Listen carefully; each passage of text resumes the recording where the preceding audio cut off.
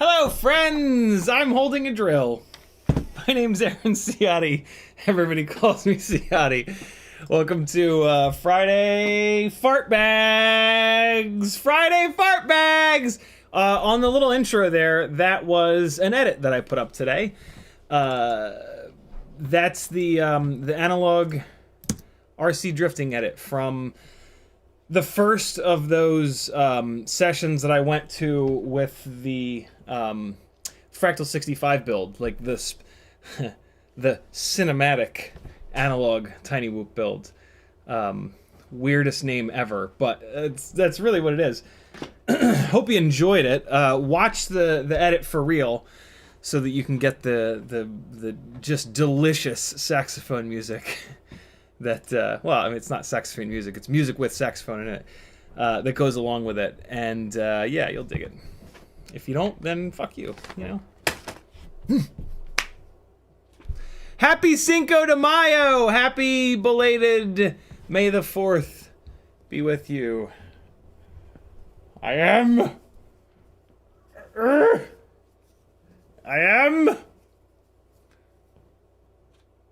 Wookie of the Year. I've also been doing clips, live stream clips of my own face, which has been kind of fun. A couple good ones recently.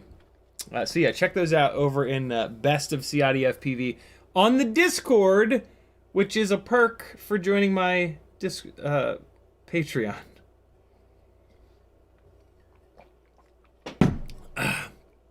Over at CiottiFPV.com, you can help me keep doing this full time.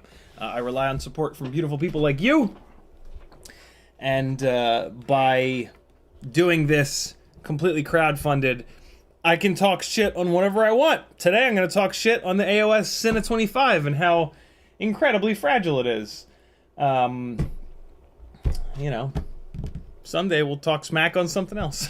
So if you like the honest, straight dope on products, you know, people have to kind of be crowdfunded in order to do that. Otherwise, they're going to be sponsored by companies that support them, and then they're not going to want to talk smack about that company's products because that company will get pissed and not sponsor them anymore. So, you know, if you want good quality content, sometimes you got to pay a couple of bucks for it. The best way to get the good stuff from me is to head over to CiottiFPV.com and join my Patreon. That's what helps me the most for sure.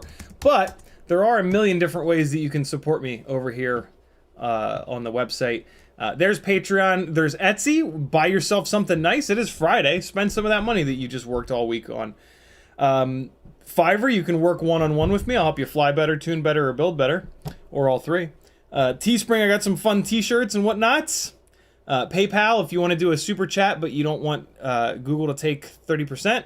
And then all these affiliate links. Whenever you're doing an order on the internet, someone has an affiliate link to that website that you're on. See if you can find one real quick and hook that person up so they can keep doing their job that they love to do and bring you free content to watch. I have affiliate links for We Bleed FPV, Newbie Drone, FPVCycle, Amazon, Get FPV, Oh My God, HD0, Flywoo, Emacs, Banggood, Camera Butter, AliExpress. And then down the bottom here, there's some other funny stuff that you'll get a kick out of. Specifically the BattleBots info. You'll definitely like that. In the chat, Nani FPV was first, Professor Biohazard was next, Ram Donko, Eric Mo, Flush FPV, Nani again, Biohazard again, Ram Donko, CH3, Expander, Metal Dirtskin, Riot9, what's up everybody? If you want to talk directly to me, all you gotta do in chat is type CiottiFPV. If you do that, it'll light up an orange like this, and I'll know that you're talking directly to me. Nani says, howdy y'all, what's up CiottiFPV? Professor Biohazard says, been watching a bunch of your old live streams between practice packs for iGal4. Very cool. Enjoy them, Professor. Lots of good rambling in there. CH3 says, yo CiottiFPV and gang. Metal Durskin says, sitting here installing W2FOS on all my Vistas while I watch. Oh man, I need to do that one of these days, but boy oh boy is that a lot of work. Going through them all one by one. Yeah, I am, so I have a, American ACC, American Crit Cup, event tomorrow in Anniston, Alabama, and I am scrambling to get everything ready. Huge shout out to Brandon's Baked Beans. Brandon has been, a follower here forever. He is a black box ninja. If you need tuning, fine tuning, or just general tuning, he's the guy. It's $1 a minute, which is a crazy deal. Like, you will not find anybody else that can help you out with black box tuning for $1 a minute. He's got a page on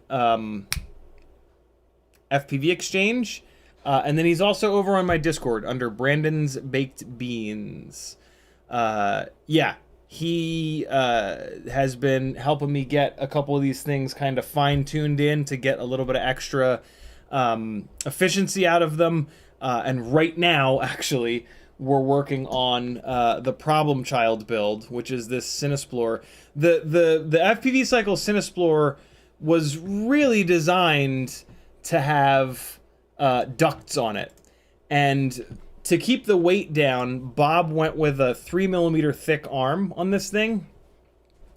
And when you have the ducts on it, I think what happens is that the ducts act like a mass damper. But outside of that, essentially, it was designed to have the ducts on it. So when you have the ducts on it, it's great and it's fine. Well, when you take the ducts off, all hell kind of breaks loose. I'm somewhere in between with this one, where I've got these carbon fiber arm guards on to just kind of get me around the whole, you know, no externally rotating things that can lacerate rule that the FAA has in place. And so, yeah, hopefully these are helping. It doesn't seem to be helping a whole hell of a lot, because it's I don't know, it's not, it's still a little bit of a problem child. It's also got motors that are a little too low of a KV, so it's kind of struggling with power, and then it's got a bunch of extra weight on it. This is actually my cheater rig. It's got a rear-facing DJI camera and a full-size Vista in the back, and then it's got a Rush Tank 20x20 down below it in the rear here, with a front-facing analog camera.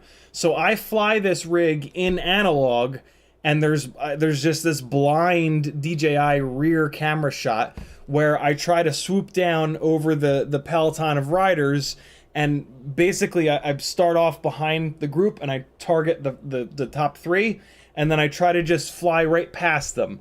And then at that point, the rear-facing camera should have them, and if I've got like a PA or somebody looking at the smart controller, they can tell me like slow down, speed up, to try to keep the riders framed up in the rear-facing DJI camera that is sending to my to the goggles, which are just sitting on the table, plugged into the smart controller, which goes to the into the box to convert to fiber to send to the TV truck. So this is like a super bonus rig, like just kind of for fun. It's really hard to frame up that rear-facing shot. It's even more difficult for the director to know when to take this camera, because it's like I'm swooping down and then all of a sudden there's a good shot, and it takes a couple of seconds for them to get that ready and then bring that shot on. By that time, a lot of, you know, maybe I've completely lost it and they're gone, or hopefully I still have it framed up. But yeah, this is just sort of like a for funsies kind of rig in the middle of the race to throw some a different camera shot up, right? Like it's the drone shots are great, but when it's the same drone shot swooping down every single lap following the leaders, you know, it's nice to spice it up a little bit. So that's what this guy is for.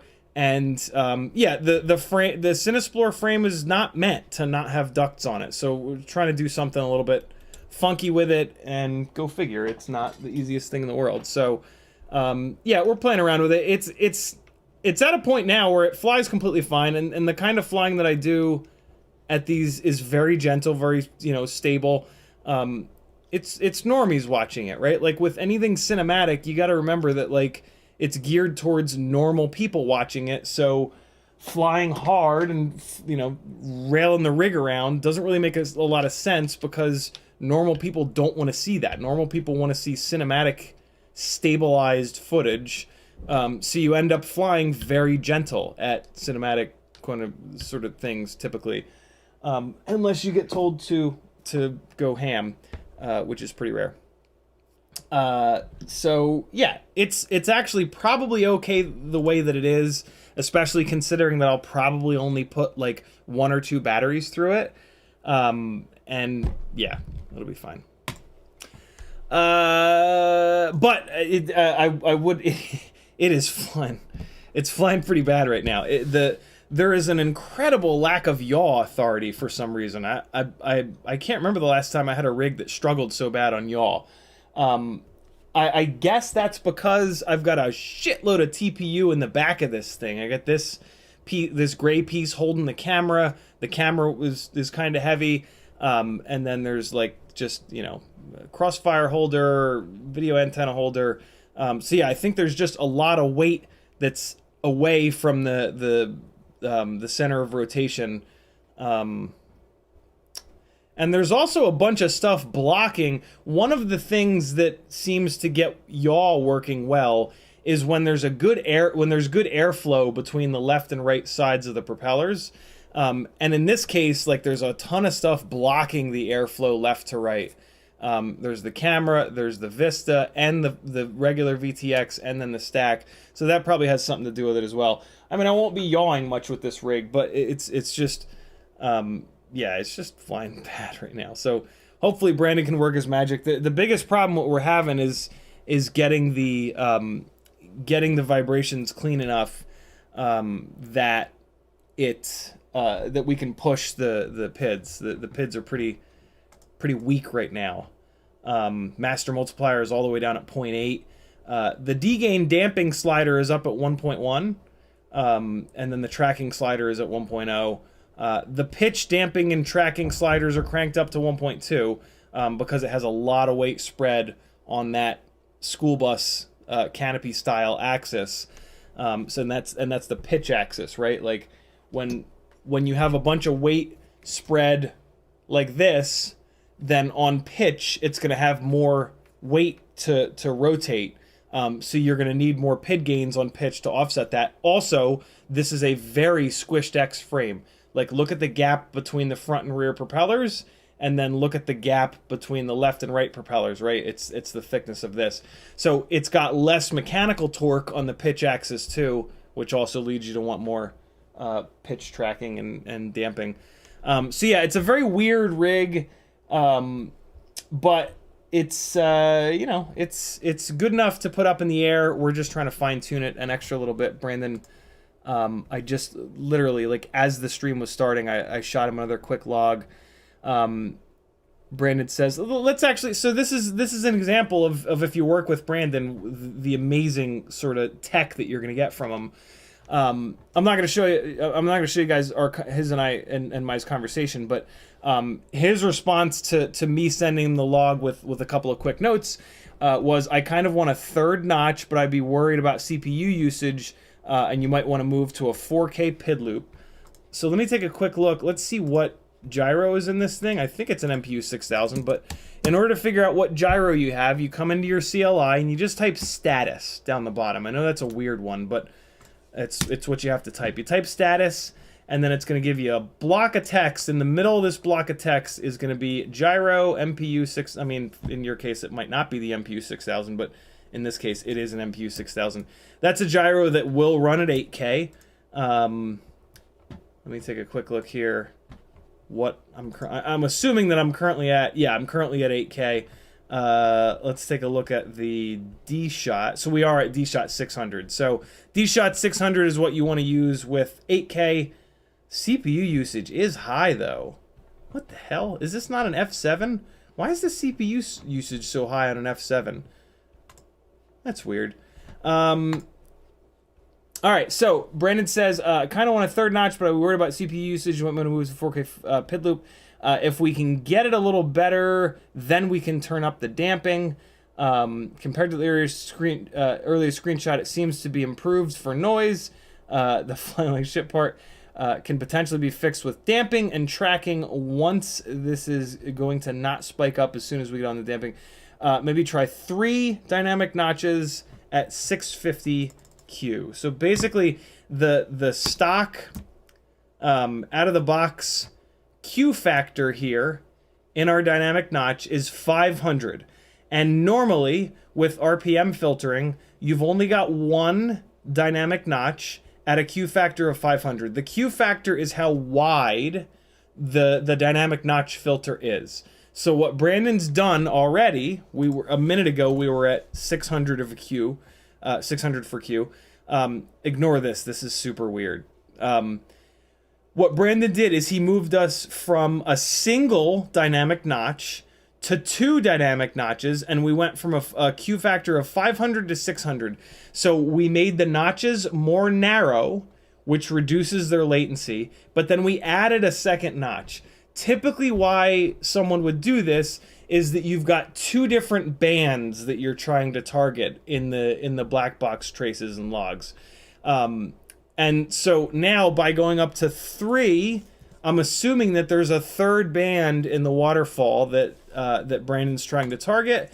And then, but by adding a third notch, we're going to add more latency. So by taking this Q factor all the way up to 650, we've made the notch even more narrow. to try to help not add so much extra latency. If I can get another log from this before it's dark, hopefully we won't see that the notch is now too narrow. Though you'll see in the waterfall, you'll see a broad kind of stripe, like a red stripe. And what you're trying to do with the Q factor is get the notch to target the exact width of that stripe of energy. So what might happen here, continuing to make the Q factor more narrow, is the outsides of that area might start to show up in red again, and then you got to bring the Q factor back down. So yeah, that's what Brandon's going for here. I am going to. So yaw is the axis that this thing is having the most trouble on. So I'm actually going to. There's a little trick here. Yaw is if you stick with the sliders, right? You've got the damping slider that adjusts all D gains, tracking, which adjusts all P and I gains, stick response, which adjusts all feed forward gains. And you can see here the mode is on roll, pitch, yaw. So these are adjusting all three of those. Then, same thing, dynamic damping adjusts everything, drift wobble adjusts I gains on everything.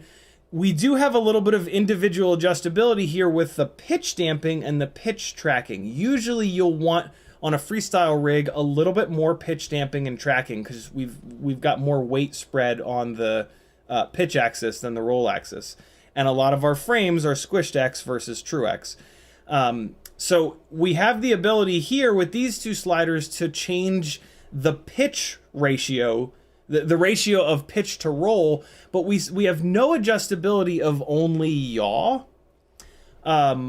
So what we can do is take this mode from roll, pitch, yaw, which has us completely locked out. We can't change any of these values individually because it's all being done on the sliders.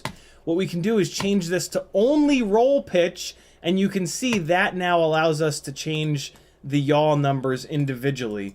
So what I'm going to do here is I'm going to push the yaw numbers up to the same as the pitch numbers because I want to maintain sort of the ratios of P gain to I gain to D max. I have D max turned way down though, to D gain and feed forward. But I want more authority. I want more power on. It's not adjusting power. It's adjusting timing. But yeah, so we're going to take the yaw values and we're just going to match them with the pitch values. Yaw does not use D gain, so you're going to leave D gain zeroed out. But then we're going to take this feed forward on yaw, and we're going to bump that up to 59. So now we've maintained those ratios of P to I to feed forward by using the pitch values, which are boosted up from the roll values. So now this rig is going to have a little bit more control on that yaw axis. Hopefully, it doesn't add too much noise into the system. It typically won't, though. The yaw axis is so slow to react that you usually don't have much, if any, jittering on the yaw axis.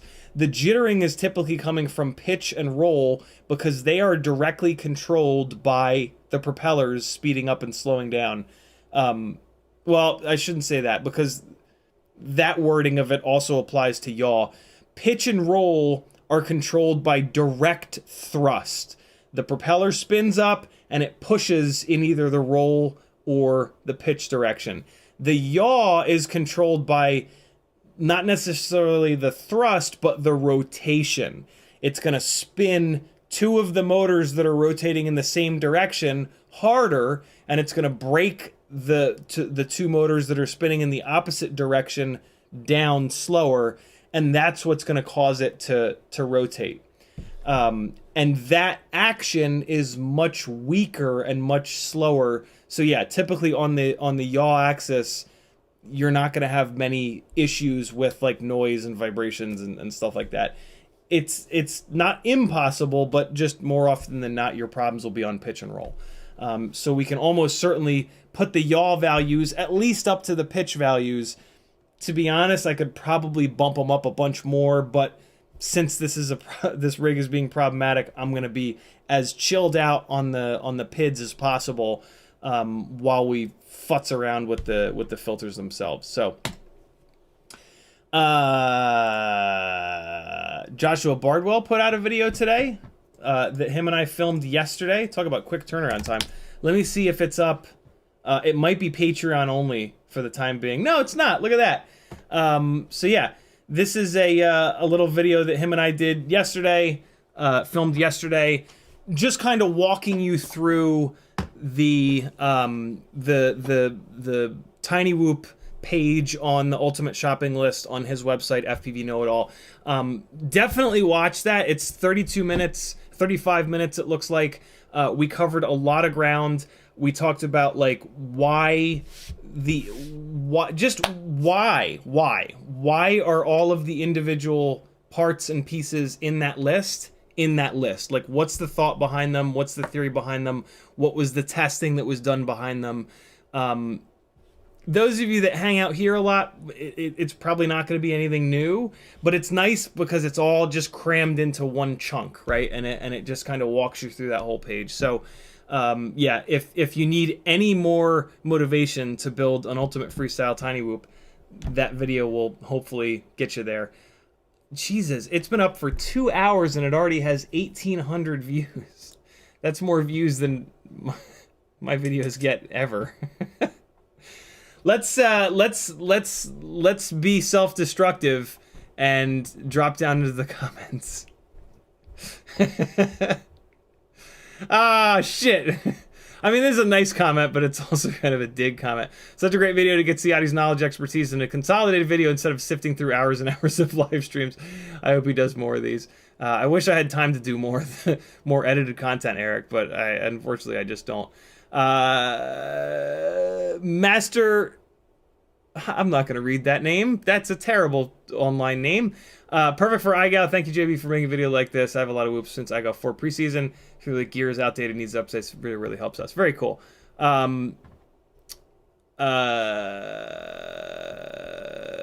Moy says Micro King, Nick Burns too. Yeah, but Nick Burns was not crowned the Micro King by Stinger Swarm. So, you know, as much as I love Nick Burns, he ain't the fucking Micro King, yo. I love Nick, though. He's the best. Nani FPV says, Gangly Gang. Hell yeah. A few days ago, ordered Mobula 7. Nice to see I have space for upgrades. P.S. As I know, Mobula 7 stock 20,000 motors got 1.5mm shafts. So they did indeed. Unfortunately, 20,000 kV is just way too low. Cratcher says, video comes at the right time. Looking for Tiny Whoop right now. Thanks for the review. JD says, this video reminds me of why I don't own a Tiny Whoop. I'd rather watch paint dry. Sucks for you. You're missing out, JD. Who replied? Meaning. Remy Tim, the collective represent. Hell yeah. Superb video, guys. Perfect timing, too. Just doing a Fractal 75. Very cool. Chris. Tinkering Mobs. All right, well, let's get out of the comments because at some point it'll get nasty, and I do not deal well with nasty comments. So we'll stay out of there. So yeah, here we go. Watch through that for sure. Hold on, let me see.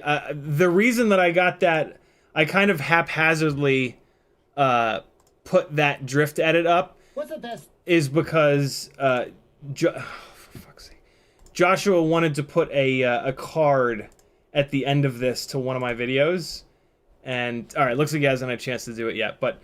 This card, I think, should be updated at some point with with a slightly less disturbing thumbnail. I haven't heard back from Joshua. I sent him the link to the to that edit when I got it up. So, I didn't have the right. Whatever. No, it's a funny joke. This is the disturbing thumbnail. Oh boy. Yikes. So yeah, check that one out. Check out that RC drifting edit. There's going to be another RC drift edit coming with the Insta360 Go 2 footage. So stay tuned for that. And yeah, as we continue to kind of shift things around, I'll do more for sure. Hey, this is probably going to be a little bit of a shorter stream because I just have a lot to do. I got batteries. I mean, I'm trying not to charge batteries. I'll have plenty of time when I get there tomorrow to get all of the 4S batteries charged. What I do prior to all of my events, though, is I get all the other batteries charged. Transmitter batteries, goggle batteries, GoPro batteries if I'm bringing them, stuff like that. But then, you know, my actual flight batteries, I save those to the day of to get them charged up. Just because, you know, we try to take care of those batteries as good as we can. One of the best ways that we can take care of batteries is to leave them at storage voltage until the last second, and then charge them up and then fly them back down. Let me hop back into chat, see what's going on. CH3FPV says, there is a new QAV micro whoop, but 2-inch just to carry the O3. You beat me to it, CH3. So I've actually got a tab that I left opened to that rig. Ryan Harrell mentioned this to me a while ago, and we talked about it a couple of months back, and I'm loving that it's now out. I'm super interested by this subtle change. Get out of here, text. This subtle change to the geometry of the arm supports. This is super interesting. I mean, there's still 3 supports, but these 2 have been pulled closer to each other rather than on the QAV-PRO. It's just, you know, they're just at not right angles. 120 degree angles. Is 120 the right number? 1, 2, 3, 2, 4, 6. Yep. 120 degree angles from one another. So that's kind of interesting. I wonder if that helps with thrust output. Pretty impressive. I mean, 2-inch rig carrying the Vista. I don't think this is for me. You know, for what I'm doing, the main goal is efficiency, so I can stay up in the air for the most amount of time to chase the cyclists. This seems to be more for bringing the weight down as low as possible, for more like cinematic gigs where you don't really need the extra runtime. Dropping from a 2.5-inch propeller down to a 2-inch propeller is going to severely hurt your efficiency. But you know, for more cinematic kind of, I think basically what they did this for is so that because this rig all up with just the O3 air unit on it is going to be like closer to 200 grams than 250 grams. So I think what they've done is set it up so that you have a little bit of extra headroom before you hit 250, so that you can also put a naked GoPro on top. That would sort of be my assumption. But yeah, so this is not for me, not for what I'm doing, but if you're looking for the lightest possible rig that's also really durable, for carrying around the O3 air unit and then maybe even a naked GoPro, I think this is a really good option. So I saw this on Facebook, and like the very first comment was really snarky, and it was like the Drone Co Labs shot glass did this like 2 years ago. What's the point of this rig? Which is just dumb on like so many levels, but the 2 biggest levels are like, so apparently, you know, when Ford made the Model T, everybody else should just been like, well, Ford already did it, so screw it. We've got a car, we're fine. Nobody needs to make anything different. Someone did one thing, so that's it. Nobody else try, which is just the dumbest thing ever, right? But also, like, this is completely different. The shot glass is well known to be like an ultra fragile frame. Like, don't even think about touching the ground with that frame. This is going to be a really stout frame. This is built with a lot of the same principles as the QAV-PRO, which is very durable. So 2 completely different things. This is for if you want something to realistically like do work and have something that you can fly hard. The shot glass frame is like if you just absolutely want to keep your all-up weight down as low as humanly possible. Everything else be damned, right? Like durability be damned. mainly durability be damned. But that's a big thing, as I've been finding out with the AOS Cine25. Half decent little segue here, I guess. I don't really know what else to say about this. It's all broken out here in the product listing. Yeah, I don't know. It's really cool that it's set up for the O3 air unit, but yeah, 2-inch props. These 2.5-inch rigs are already like really shrill and high pitched and kind of obnoxious. Going down to a 2-inch prop is going to make that situation even more nutty. So like on a loud, a lot of times like sets are pretty loud and it doesn't really matter, but like just even trying to tune these things in the neighborhood, like I feel bad. Like it's nasty. So for most of us that are not going to be using this on set life, I don't know. I would go with the QAV-PRO, to be really honest, and then just figure out a way to get the O3 set up in it. All that being said, though, very cool to have a 2-inch rig that will carry the O3 air unit and get you clean 4K stabilized footage from that setup. Like this has uses for sure. Just none of which are my uses. Although I don't know. I mean, eventually I will be rocking the O3 air unit on these gigs, but again, no, it's just not going to be efficient enough. It's not going to have enough power. It'll have enough power. You can figure out a motor and prop combo that'll make enough power, but the efficiency is going to be what, for me and what I'm using it for, makes this rig not the best for cycle chasing. But for slower moving subjects, this is actually going to be really nice. The 2-inch prop size will pull everything in and it'll limit you on power and whatnot. They're recommending a 1303.5 motor. Pretty interesting. 5200 kV, 5800 kV. I would definitely go with the 5800 kV, and you're absolutely going to be running this thing on 4S to try to get enough RPM into those tiny little 2-inch props. Let me get that because it's just going to keep beeping and driving everyone absolutely insane. All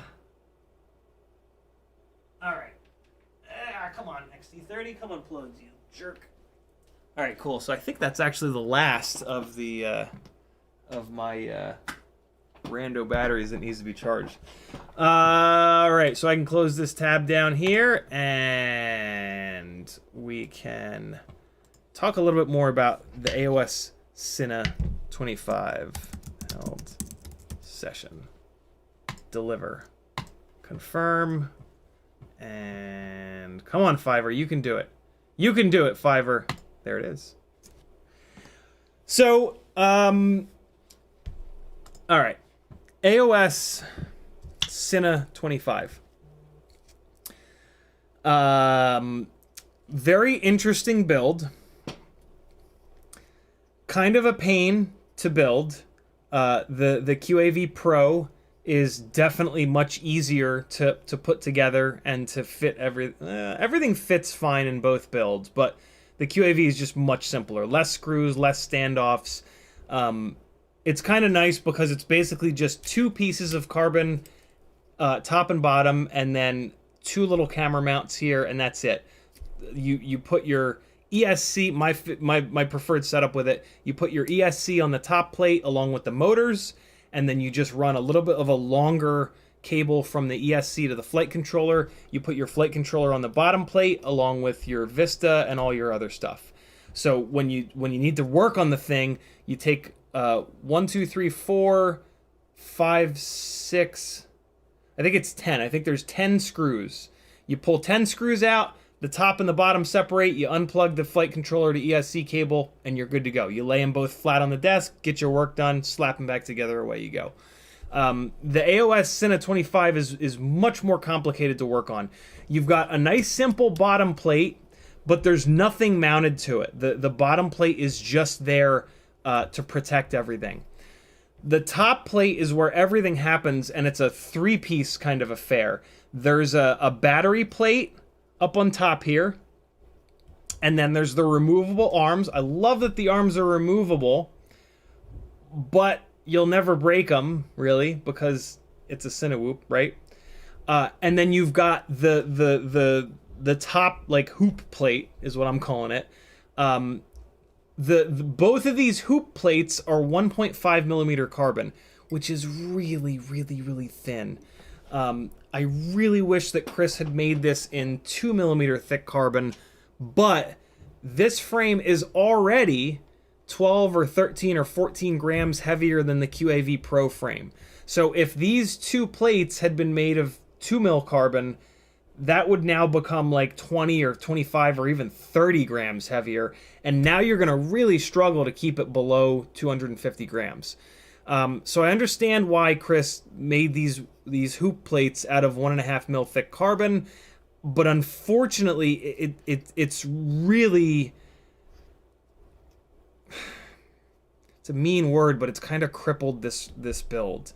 The problem is, and Brandon's Baked Beans, in tuning this, he's actually like shocked that it's got as many vibrations as it does, and he thinks it's because the 1.5 mil carbon tends to be problematic. Like he's saying he's seen this a bunch now, where 1.5 mil carbon, there's just some weird vibration tendencies with it. It's a little too thin. Like he's kind of thinking that we shouldn't be using less than 2 millimeter thick carbon anywhere on these frames.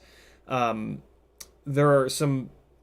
He said some more fancy pants stuff. Hold on. I don't want to misquote him because it was really well kind of thought out. He says, he's in chat. He can probably expand on this in chat, but he already typed it out here. Just trying to find it. Basically, I'm gonna have to try to sum up what he said. But basically, he said that 1.5 mil carbon. There's just, I think what he's saying is there's not enough layers to really make it able to fight. It was right here. Well, Brandon's in chat. There it is. I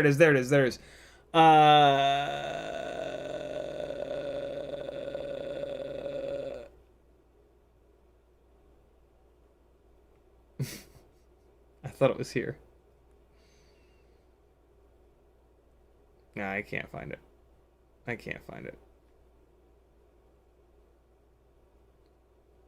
It's gone. Nope, there it is. 1.5 millimeter is just not sufficient because of variances in the quality of the weave from batch to batch. That's what it was. I didn't want to. I knew I was going to misquote him. And he also says it might be why Rosser likes to use biquad D-term filters, because biquad filters filter harder than PT1. So maybe that thinner carbon is just letting more of those vibes through that Chris is using the biquad. And this is just speculation, right? Like, take this with a big-ass grain of salt. But, yeah, Brandon is not a fan of 1.5 mil carbon anywhere. And I'm not either after the experience that I've had with this rig. So, thus far, my experience with this rig has been take it out to try to start to tune it. 20 seconds into the first battery, the ESC had a slight desync, and it, from like 3 feet up, it did one of these and then had a little bit of thrust, and it went into the sidewalk and broke both the top and the bottom plate out here on this left side. Luckily, it still flies with them broken, so figured out the desync. We talked about that on Wednesday and Monday's stream. Got the desync straightened out, kept tuning it, and then during tuning, I had another like really soft crash. Same thing, about 3 feet up into the grass, and that actually broke the top plate on this side in this back right corner, which has nothing to do with the front left corner. And in like during the process, in kind of thinking about it, what I realized is that the reason that that's happening is and you can see how flimsy these hoop plates are out here. The hoop plates are not tied into the arm at all. So if you look here and you think about like what happens when you put energy into the outside of this frame, which is where it's going to get energy put into it, right? Every time it crashes, all of that force is going to get put into the corners here. If you put force into the corner, it's got this big long lever to let this thing bend, right? And on this side, there's a big long lever here. So if you put any amount of energy out here, these two super thin 1.5 millimeter thick, and they're also thin in this direction too, right? Look how thin these are. It's just gonna move up like this, and now you've got these standoffs, which are gonna try to keep this part of the carbon flat, right? So the hoop wants to bend up like this, but then the standoff is not gonna let it. So of course, this carbon is gonna snap right at the standoff hole, and all three of these breaks now have happened right at those standoff holes. This is exactly where the standoff hole is on this one. This one is a little bit separated from it, but it's pretty close to it here, right? And then on this plate, this is that same break from the concrete, which happened here. The concrete break, I can totally write that off. You shouldn't be crashing cinematic rigs into the concrete. Are you gonna crash your cinematic rig eventually? Abso-fucking-lutely. Anybody that says just don't crash, beat them with your words as hard as you can, because that is the dumbest thing ever. That is someone who doesn't fly. If they do fly, they're the worst pilot you've ever met, because they just go up 100 feet and just, oh god, stay away from everything. This is fun. No, it's not. Just don't crash is someone who is not really an FPV pilot. They're a donkey, and they should be hit with a stick 700 times as hard as possible.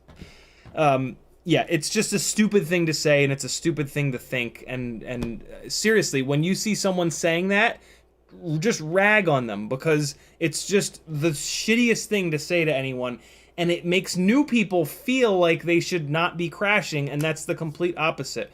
Crash a lot. That's the only way to, it's not the only way, but it's the fastest way to get better, and it's a beautiful part about this hobby. There are like no hobbies that you can just recklessly crash your shit and not get personally injured or beaten by someone. Obviously, you don't want to crash into people, but I digress. Hold on, let me, this flight, try not to leave your flight controllers plugged into USB for hours and hours and hours. It's just sitting there getting them hot. So yeah, this, so I talked to Chris about this, on Discord, and I said, hey man, is there, and I don't know, I just took this approach. I just said, hey, is there any chance that I can get, that you can have CNC,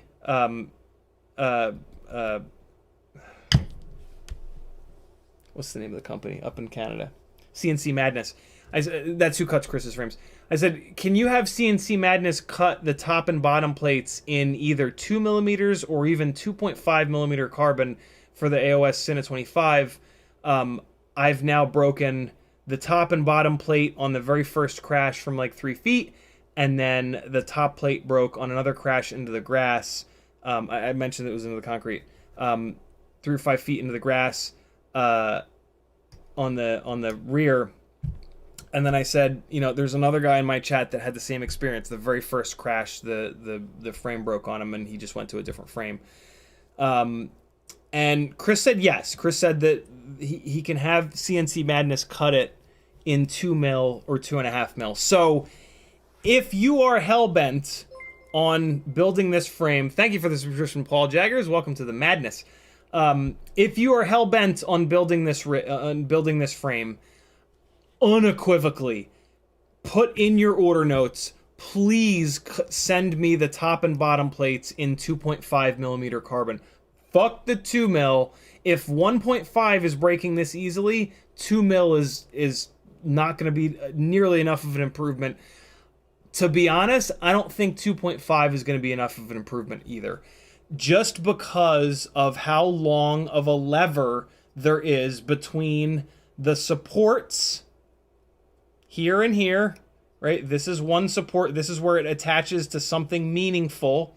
And then this is somewhere that attaches meaningful.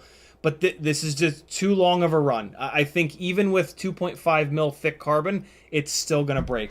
The box frame design that everybody else uses that's really stout, I've realized now from this whole experience, the reason why it's so stout is because with less plates, right? Like this frame was like kind of designed on the shoulders of all the other frames. Like all of the other AOS frames have this, you know, plate, removable arms, other plate, standoffs, typically top plate, right? These builds are kind of upside down because they're pushers, so usually they're like this. And so all of the other AOS frames are kind of designed like this, and then like what Chris kind of just did is take the thin plates and then just make a little loop. And from the perspective of, you know, get one over on the FAA and have something that's as minimal as possible that's protecting the prop guards, right? I love it. I love that. But in the process of doing that, you know, we've got something that you literally cannot crash. You just cannot crash this even once. And that's just unrealistic. But yeah, the box frames that everybody else has designed, they use thicker carbon because they just have the top plate and the bottom plate, right? They don't have that the removable arms, and they don't have the completely separate battery plate, right? So you can make the top and the bottom plates thicker. In the QAV-PRO's case, they're 2 mil thick. But the big thing for strength from most box frames comes from the 3 supports here. And one of those supports links up all the way on the outside here where it's going to be hitting. So every time this thing hits, it's going to send that energy up the standoff into this, and then it's all nice and triangulated and tied together. And you can really tell, like when you take this thing and you try to bend it, even in the diagonals, it's just rock solid, man. Like the box frames are very solid because they've got these standoffs out here really wide, which tie this whole, like when you do that bending, you're trying to kind of do this to the top and bottom plates. And when you've got those standoffs all the way around the outside, that makes it really, really strong in that direction.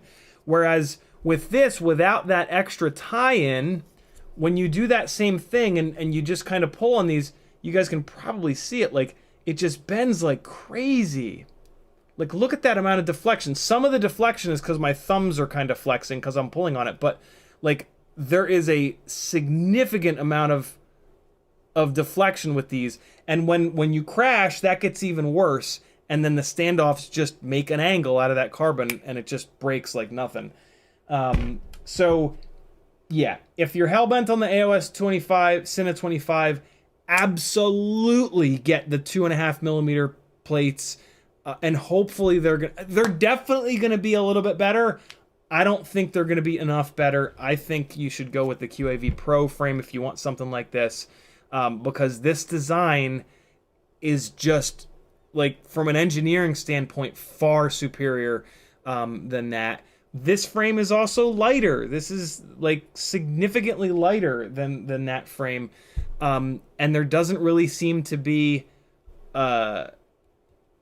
much of a difference in vibration characteristics. It's hard to tell. This is a completely different motor on here. I am going to be moving this rig after tomorrow's gig to T-Motor 1404s with the exact same propellers, so we can get a really head-to-head comparison of the QAVS versus the AOS Cine25. Here's what I will say though, what I do really like about this, and the reason that I got this and its 3.5-inch counterpart, I think this frame will be more efficient. So if you can just not crash, I think this will be more efficient, mainly because of this right here. There is just less of an obstruction to the thrust. 2 pieces of carbon that are fairly thin here on the arms versus 3 that are a little bit thicker. So yeah, this should be a more efficient setup. but it really needs to be able to withstand at least small little crashes into the grass. And with these 1.5 mil top and bottom plates, it just won't do that. Keep in mind that beefing these plates up to 2 and 2.5 millimeters is going to make this significantly heavier. So realistically, keeping this thing sub 250 with those thicker plates is going to kind of go out the window. So hopefully you're in the US and you're not doing work flying above people's heads, because in those scenarios you need to be sub 250. So yeah, there are my thoughts on the AOS Cine25. I'm super bummed out, man, because like this built out really clean, and I love that it's got removable arms. God forbid you somehow slam it really hard and break an arm. I absolutely love that.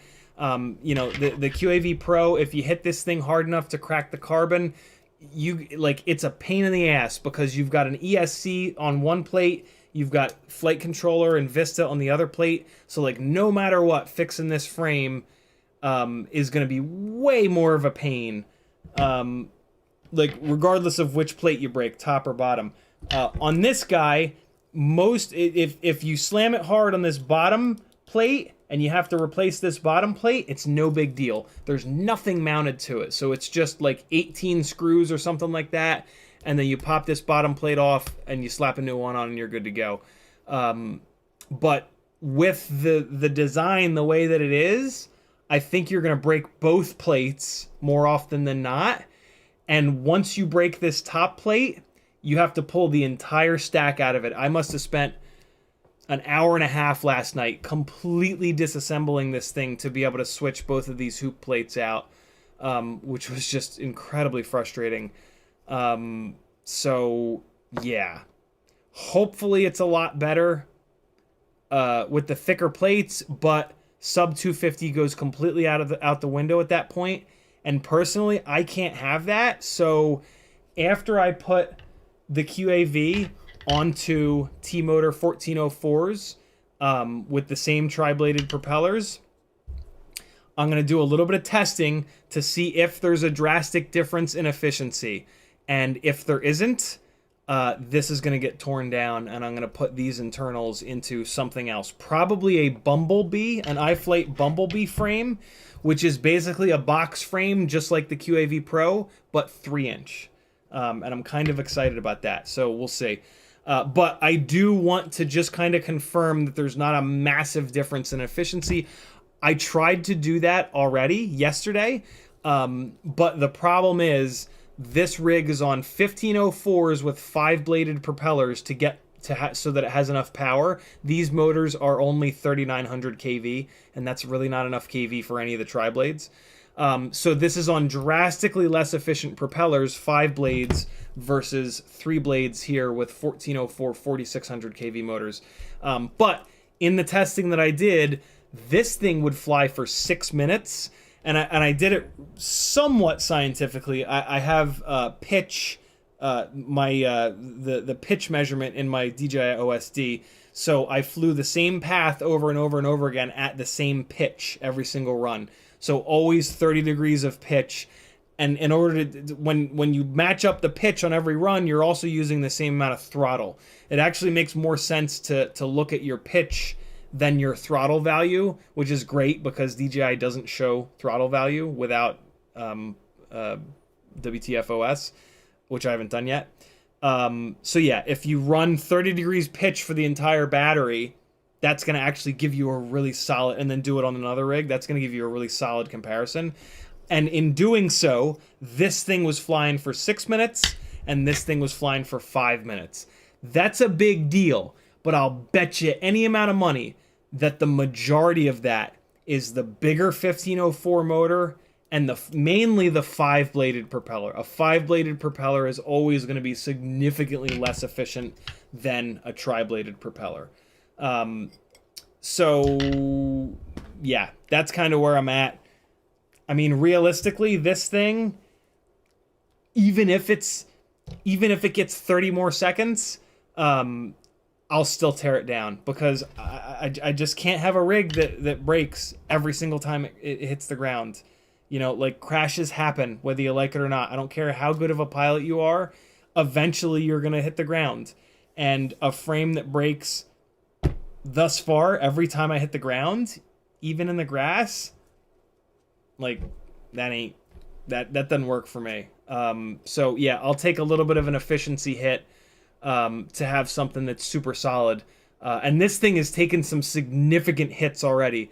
And I have broken one of the plates. This slammed really hard into concrete, and I think it was the bottom plate that broke. And it was a pain in the ass to replace it, but that was a big ass hit, and it's taken a bunch of hits since then and been completely fine. And again, just like kind of doing this number, you can feel how strong this thing is. So yeah, QAV-PRO, yo. If you want to chase things at 30 to 40 miles an hour and stay sub 250 so that you can fly above a crowd, I haven't found a rig that'll do it better.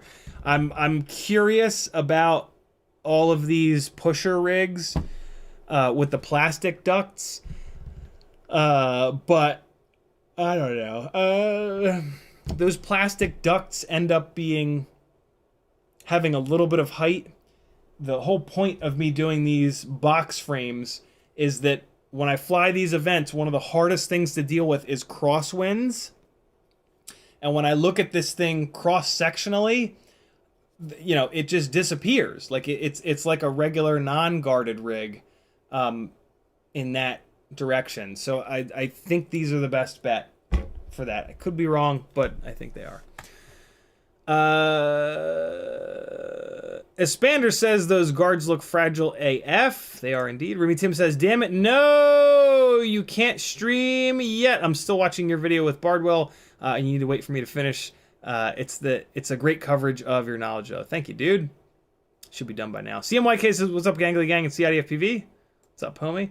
CMYK has done pretty much all of my graphic design over the last couple of years, and there's some really cool stuff, that some of which you can find on Etsy, some of which you got to just pay me directly. For $10 you can get an individual sticker of your choice. For $15 you can get a sticker pack, along with a McStinky mount if you want one of those for your tiny whoops, or there's some other random stuff. I'm out of the drill bits. The other thing I'll throw in for free are these 3mm spacers. If you need any of these M3 3mm spacers, I have a whole bunch thanks to Newbie Drone. I'm using these things to put inside of the TPU on my GoPro mounts, so that I can crank the screws all the way down. The 3mm is the perfect thickness of the mount base of the TPU. So what it allows you to do is you run your screw, and then you got to put some sort of a spacer that's got some diameter to it, and then you put this little 3mm spacer. The 3mm spacer goes inside the TPU, and then the spacer on top holds the TPU so it doesn't rip off, and then you can crank those front 4 screws down. So you can really firm up the front of your rig, and the TPU is held on by that spacer that you put. I use those nice little cup spacers that you can get because they're fancy looking and colored. So yeah, that's what these 3mm spacers are really good for. This is considered a sticker pack because it's got 5 different stickers on it. And then the other sticker packs are the matte pack, which is Micro King, Gangly Gang, CiottiFPV, and then the holographic version of this, which the Micro King sticker is actually not a sticker, it's a window cling. PayPal me $15 for the sticker pack, $10 for an individual sticker. I've also got a CiottiFPV holographic with the old school Apple colors on it. If you're into motorsports, I got this cool little Gulf livery Ciotti sticker, which is one of the very few stickers that hasn't been designed by CMYK. And then any stickers that you see on the Etsy store, if you just want to PayPal me direct, that's fine, and I'll send you any of the individuals that you want. And if you guys need graphic design done, CMYK is your guy, man. Come on, keep it in the family. What are you doing? Brandon McBean says, hello! It's just a trade-off because we have resonance just way too low for us to push up D-term where we would want. Brandon is referring to this guy. That's why we have that weird dynamic filter that bottoms out down at 70. There's some weirdness at 80 hertz that we're struggling to get out. Anytime you've got vibrations below about 100 hertz, it's a problem, because below 100 hertz is potentially in the motion of the rig. Luckily, this is a super cinematic rig, so I'll never be cranking the max rotation up. So we could probably get away with pushing it down like that on this rig, but yeah. Alec Dvornik says I passed. Nice. I told you would, brother. There were a few BS questions, like what I do when too slow and too low on landing, but I did it. Yeah, there's a couple of questions on the Part 107 test that are really like, nobody needs to know this. This is kind of bullshit, but yeah. Congrats, brother. Alec is now officially licensed. Hold on. I lost my place in chat because YouTube did the thing. Metadirtskin says, you remember that HDLRC Veyron Cinewoop frame from FPV Crate? I forgot I had it. Should I transfer the guts to a better 3.5-inch Cine frame? I remember being kind of okay with that frame. I remember kind of thinking decent things about it. HDLRC has a hard time with electronics, but frames they seem to be okay with. I would give it a shot, see how it is on stock PIDs. It's probably fine. Those style of frames are... It seems like everybody just copied off each other, which is kind of a good thing because they all kind of fly fine. So yeah, I would just build that, yo. Z Carizales says, typically the weight is the reason why the RPMs need to be so high and cause the extra shrill. Yeah, very much so. We kind of got used to 3-inch Cinewoops, but those are carrying full-size GoPros, so it's kind of interesting, right? We then go down to like 2.5-inch Cinewoops that are carrying naked GoPros, but the volume goes through the roof on them, which is partly just because you're turning a higher RPM, but it's also because you're kind of stressing that prop size out and you're asking it to carry more weight than it wants to. So now when you go all the way down to 2-inch propellers, if the weight keeps coming down, if you do that build at like 200 grams all up, or 190 or 180, it might not be that much louder, but still keep in mind you're turning an even higher RPM. So naturally, because of the higher RPM, the pitch of the sound is going to go up. But if you build it out to be 250 grams, it's going to be a lot louder because you're going to have to turn even more RPMs to make that extra power for the extra weight. And yeah, it's just going to be like really obnoxious sounding. So yeah, I don't know. Christopher Taylor says, love the Ultimate Whoop video. Great job, guys. Thank you, dude. Eva FPV is in the house. She says, what did you do to that poor drone this time? Nothing. Everything is working, actually, at the moment. All is right with the world. Hey, I had another failure that those of you on Instagram might have seen. The ToothFairy 2. So here's the full story. The reason that these guards are now on a Cinesplore rather than where I had them, which was on the ToothFairy 2, is because this thing caught on fire.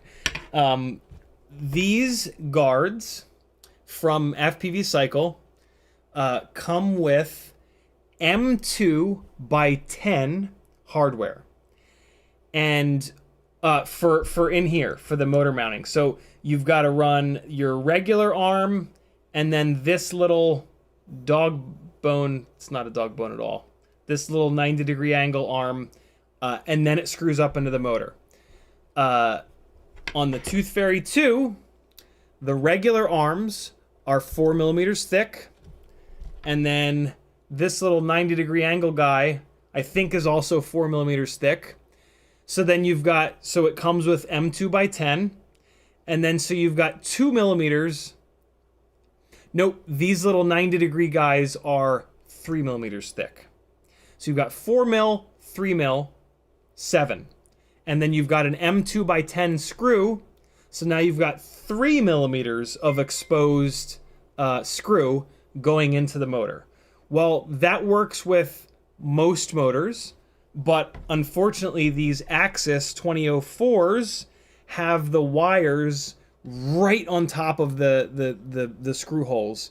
And so that 3 millimeters of extra thread on the ToothFairy 2 put one of the screws into the in through the insulation and into the copper windings, and so I took it off to do a little test flight, and it melted one of the arms here because it was, you know, motor screws too long. So I took that motor off because it got really hot. It seemed like it was okay, but I pulled it. With cinematic rigs, you don't play games with that shit. You pull the motor off, you throw it in the garbage. I actually took the bell off of it because the bell isn't going to get hurt. It's the stator and the bearings that potentially got too hot and wrecked. So I threw the stator away, saved the bell. I had an extra motor, soldered that up. And I actually went on Amazon and I ordered a 50-pack of M2x9 screws because realistically, that's what the ToothFairy 2 needs when using these guards. And I'm going to let Bob know this. So I've got M2x9 screws coming. They'll be here Sunday. Doesn't do me any good for yesterday. So what I realized is the Cinesplore has 3mm. So the first thing I did was take M2x8 screws and I tried to run those guards on the ToothFairy 2, and there was only 1mm of thread engagement for the motor, which is not enough. You never want to do that. And that's why a minute ago I realized like that these little 90-degree guys are 3mm, not 4mm. If they were 4mm, they'd be 4mm on top of the 4mm arm. That would be 8mm. I would have had none of the M2x8 screw peeking through. And I did have 1mm of it peeking through. The Cinesplore, though, has 3mm thick arms. So I was able to take those M2x8 screws and put them through a 3mm arm, a 3mm 90-degree jibby-jabby, and now I've got 2mm of thread engagement. And so the cheater rig has these guys on it, which is actually a really good thing. I ordered 2 sets of these because I was worried about them breaking, but I'm really glad that I did get 2 sets because realistically I need 1 set for the cheater rig, and then I need another set. I don't really need it, but it's nice to have another set for the ToothFairy. I had to modify them a little bit. I rounded off this edge here because the Cinesplore has its arms a little bit more like this than the ToothFairy 2. The ToothFairy 2, they're out here like this, and they cleared each other. I also took this off, though, because I realized when I put these guys on the ToothFairy is set up with a front-facing DJI. With those guys on here, they're in view of this FPV camera. And the TV truck is not cool with that. They need a no props in view, no guards in view shot for the live streams. So that's why I kind of shortened these up, but it worked in my favor because on this frame, they have to be significantly shorter or else they'll hit each other. This set of these guards is specifically meant for and will be used only on the ToothFairy 2 in the future. Just as like a backup to a backup. These little 2.5-inch guys, these are the main stars of the show. I'm always going to have 2 of these. The ToothFairy comes with me as a Cinewhoop. It comes with these ducts on it and with a GoPro mount. And if they ask me to get some B-roll, this is what gets used. But I love having these in my bag because they don't weigh anything. God forbid both of these 2.5-inch rigs go down. I can put these guys onto the ToothFairy and have a really competent chase rig that still has prop protection and is kind of good to go. It's really nice, though, now that I have an extra set of these for the cheater rig, because now I was going to just leave the really low profile ducts on this guy, but they're nowhere near as aerodynamic as these things. Even though it doesn't look aerodynamic, you got to keep in mind that we're flying like this, right? We're not flying like that. So when you look at them from this perspective, that's a hell of a lot more aerodynamic than basically this, right? So I kind of fell into that, which is sort of nice. And yeah, we've got our cheater rig again with the weirdo rear-facing DJI dual VTX. Crazy little setup. So I'm pretty much ready for tomorrow. Brandon gave me a little bit more feedback, which I think I already did on this. So I'm actually going to wrap this stream up in like maybe 10 or so minutes so I can get back outside before it's dark to put this up in the air again to see if we can get it a little bit closer to competent. So let me, so yeah, we're not doing the Fractal 65 camera swap. Let's change the name of the stream to, live,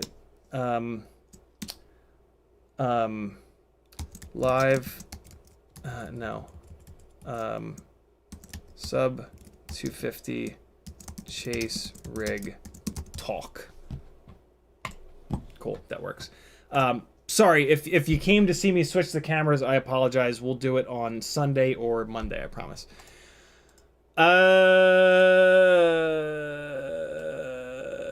Ramdongo says, bumpy foam on that frame could be non-crack relevant.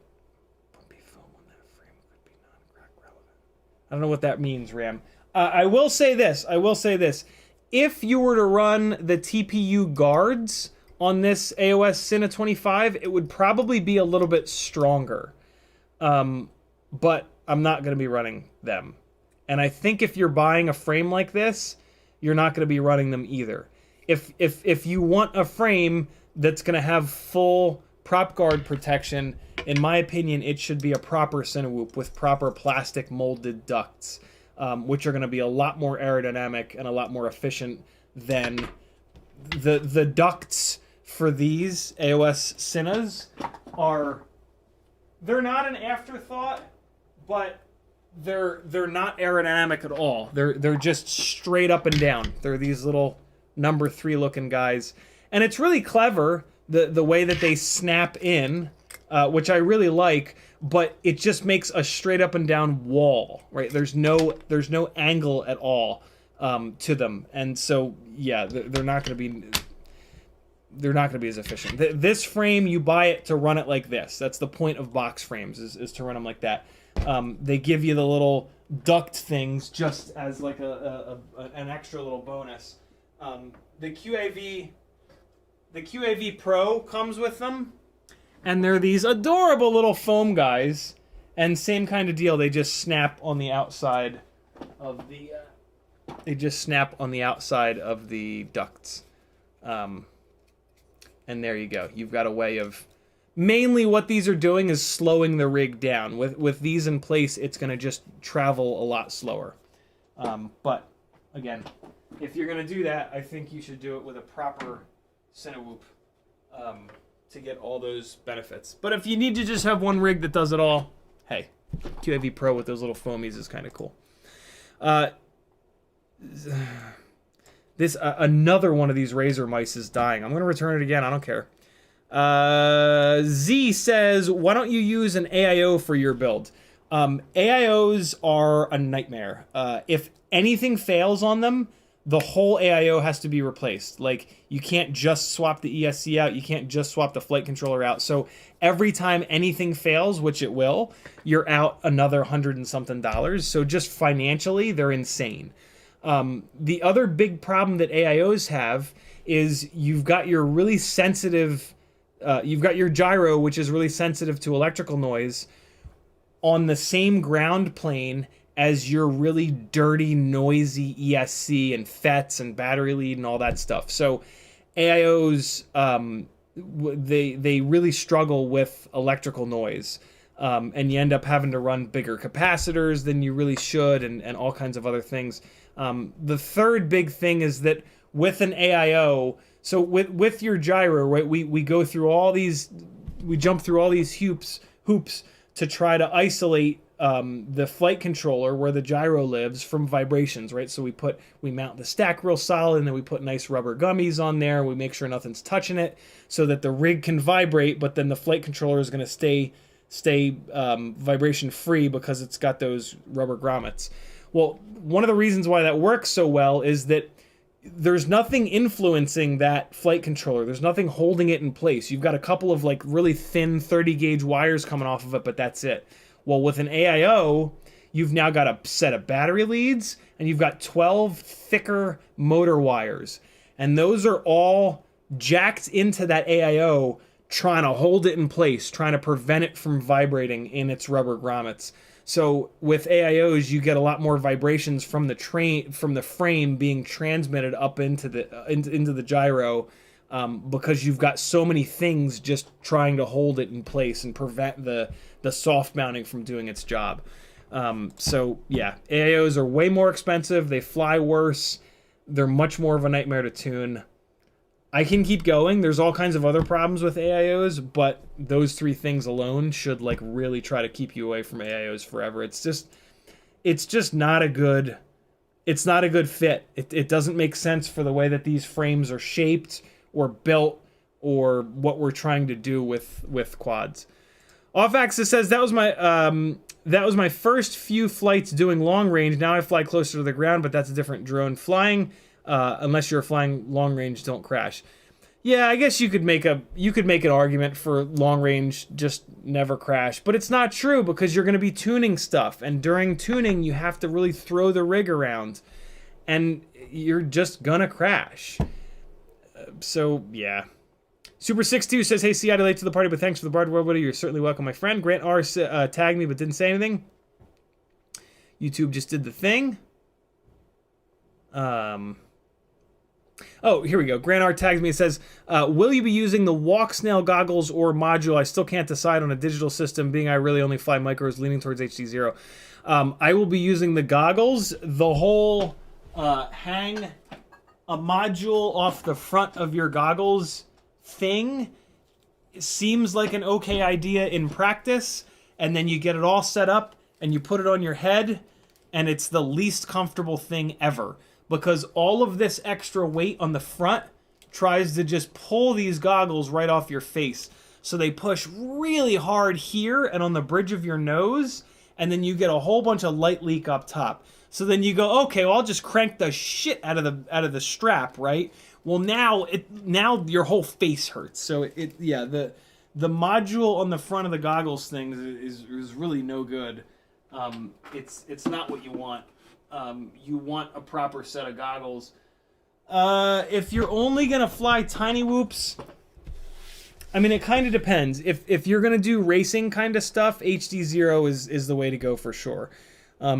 If you want good footage, the walk snail system on a 75mm rig, which is the build that I'm going to be doing at some point here, I think is a better idea.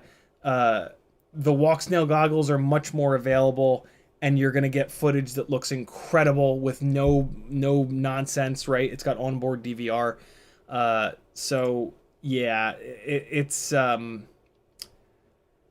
HD0 has very limited uses in my opinion. And in my experience, I love that it exists, and for racers it's fantastic, but for freestyle kind of stuff, I can't find a real good use for it other than long range. Professor Biohazard says Part 107 used to be basically the written part of the private pilot license test. So many silly things on it for a drone pilot.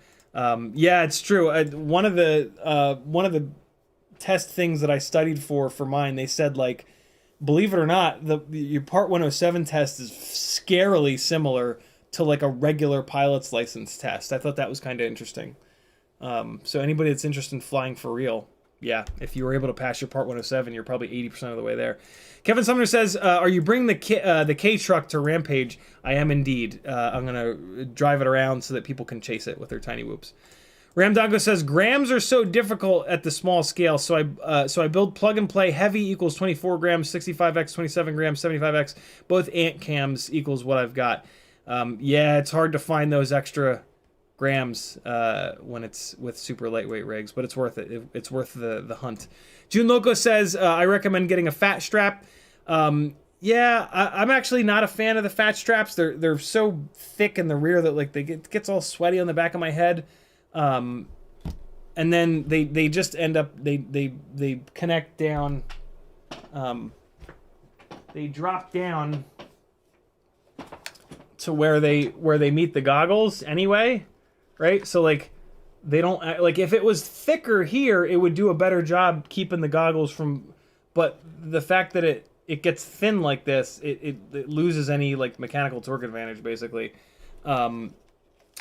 But yeah, I mean, that's just me. I don't know of any normal thickness straps that work on DJI goggles, unfortunately. I guess I could just grind a slot into the into this metal thing, but I haven't. I would rather run a regular strap, but I don't know. This Rotorite strap's been okay. It's been perfectly okay. It's a little bit thinner than the fat straps, so I don't know. I just like it better. Another trucking FPV channel with the second to last comment of this live stream, and then I'm going to shut it down a little early here. What's your recommendations for not crashing CiottiFPV? I just wiped out my third DJI FPV. That ain't no freestyle drone for sure. I bet Ciotti couldn't lift it. It's that heavy. DJI FPV. My recommendation is to crash. To be totally honest, like I'm not even saying that in jest. Crashing is one of my favorite parts of this. Like the fact that we can crash and not get hurt is amazing. Maybe that's just because I'm from motorsport, where like if you crash, it's really expensive and you could fucking die. But the other thing is that it's just hysterical, like banging into a metal pole with a 5-inch rig and listening to that ding noise. Like that's the greatest thing ever. But really the main thing with crashing is that it allows you to push hopefully just a little bit farther than your capabilities. And when you do that, that's when you're really learning fast. Like if you only fly up to like the limit of your abilities, it's going to take you a lot longer to get better because you're not seeing what's possible. You think you know what's possible, but you don't until you push beyond it. That's when you kind of figure that out. So yeah, it's expensive to crash, right? Not as expensive as, you would think, but it's the way to get better, and I think it's just hysterical. So yeah, my recommendation is to crash. If you're saying that you're flying DJI FPV rigs, like the big plastic fragile bastards, in that case, I would suggest that you don't crash. Because they're just super fragile and they cost a fortune to fix. I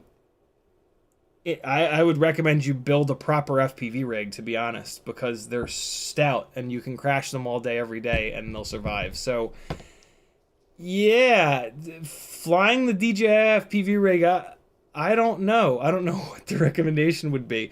I guess the simulator. I guess use the simulator as much as humanly possible. That's going to be the best way to prevent crashing with that particular rig. I think that's your best bet. And DJI has a simulator.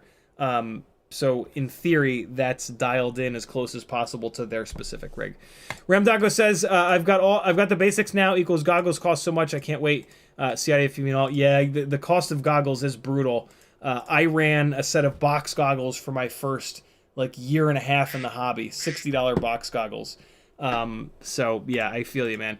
Nani FPV says, in regard to DJI straps, the iFlight fat strap comes with a bracket to be able to use the regular straps. That's pretty cool. There's a bunch of straps. I haven't really looked around super hard. Grant R says, okay, that makes sense. Will you be going with the Walksnail Avatar goggles or Fat Shark Dominator digital? I'm going to do the Walksnail goggles, mainly just because they're black. I try to get gear that is black so I'm as low profile and professional as possible. I don't like being on set with brightly colored nonsense as much as I can. Yeah, that's about it. Ramdago says, whoops, freaked out and didn't tag. Ramdago says, reduce air mode. I don't know what that's in reference to. Hold that question for the next live stream on Sunday, Ramdanko. I got to shut this shit down and get back to work, getting ready for tomorrow's gig. I love you guys. Be good. Enjoy Bot Grinder in a half an hour. Here comes some flying. And yeah, I'll see you guys Sunday at 3. I'll be very tired, for the record. There is a chance that I will cancel that live stream. Just not gonna lie. Here's some flying from the NCL event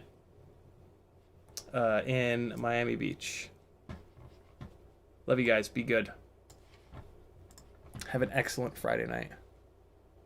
Where the hell is Epidemic Sound? There it is. Come on, come on, come on, come on. Epidemic Sound, where are you?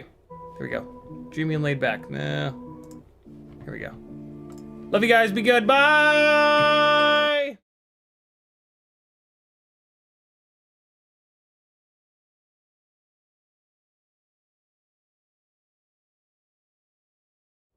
Why is that not working? Black hole, why are you not working?